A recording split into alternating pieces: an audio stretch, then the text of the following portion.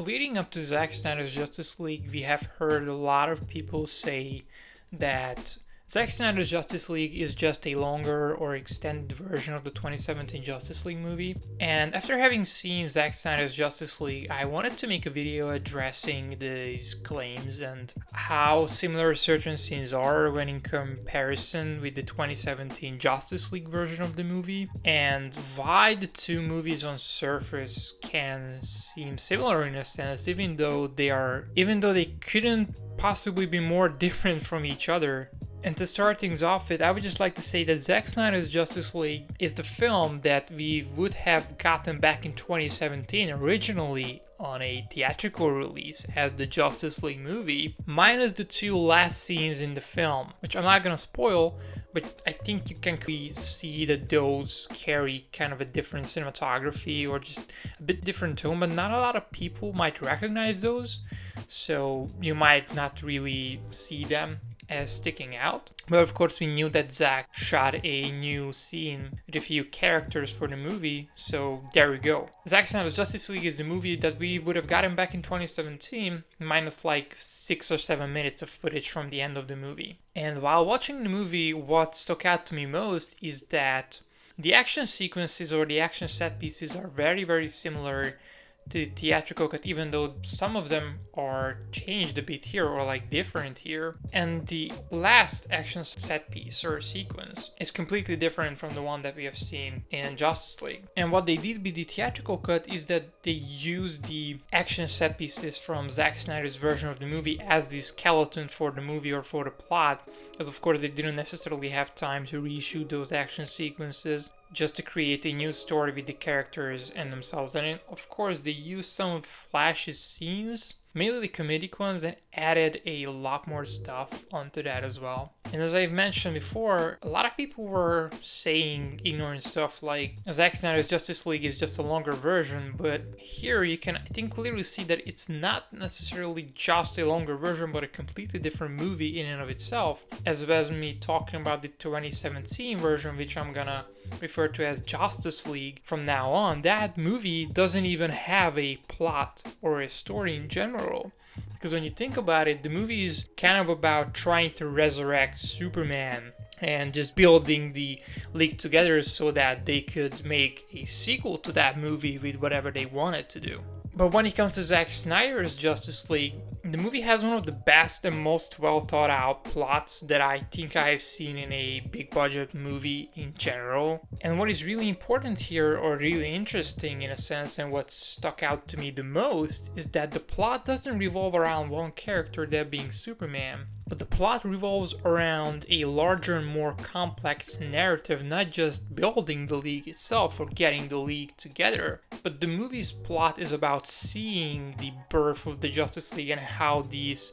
tormented individuals come together to form a family and save the world, in a sense. And what was also really interesting on my first viewing, which kind of disappointed me because I was expecting kind of a different tone for the movie, is that Zack Snyder's Justice League is a pretty lighthearted film when you compare it to BVS and Man of Steel even. But I felt like that the movie has enough humor and carries a lighter tone in general, but it doesn't feel out of place in a sense. I felt like that it reflected this kind of perfect balance between the two worlds, while it still maintained that Zack Snyder aesthetic and filmmaking and his alter vision in a sense. And I feel like that the movie really gave me this hope and optimism that I didn't get, and I think nobody got from the 2017 version, even though it was advertised that this is going to be the most hopeful and optimistic movie yet in the DCEU, but this movie just perfectly encapsulates Zack Snyder's Justice League, what hope and optimism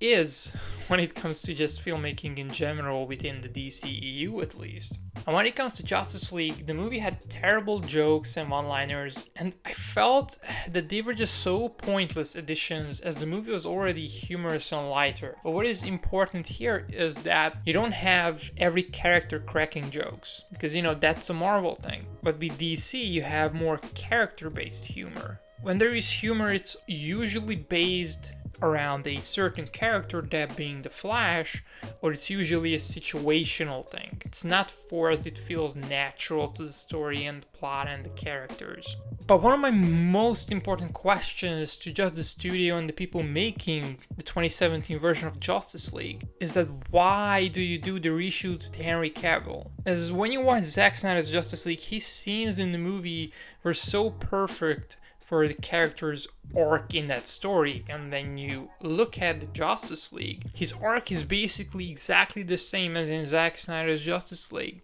Like, you don't have to add scenes to that, you don't have to reshoot that, and you don't have to have that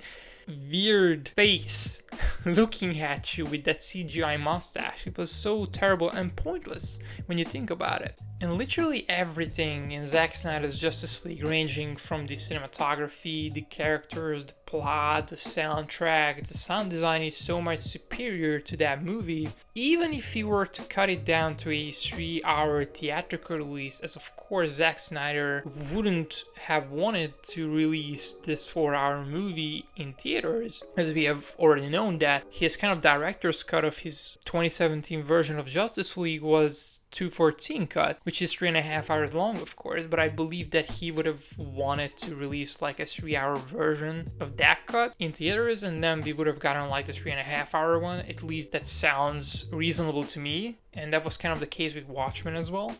But I feel like that even when you just think about the runtime of this whole film, just this 3-hour runtime is the bare minimum when it comes to a film like this, when it comes to the first Justice League movie, which really isn't necessarily a definitive like Justice League movie, but the movie is about getting the League together and fighting this evil character and saving the world. That movie has to be at least 3 hours long in my book. And it was such a dumbfounded decision from the Warner Brothers heads that they wanted this movie to be 2 hours long, because that's impossible to do that while maintaining artistic integrity to me. And what is incredibly funny is that when it comes to the hardcore fans, or just Zack Snyder's fans in general, because he was the creator of the DCEU in general, if you are on board with the DCEU, you're mostly on board with his stuff, with his characters. You are connected to like Aquaman, Superman, Batman, Wonder Woman, The Flash. Now, since we have gotten his vision for these characters, even for Cyborg.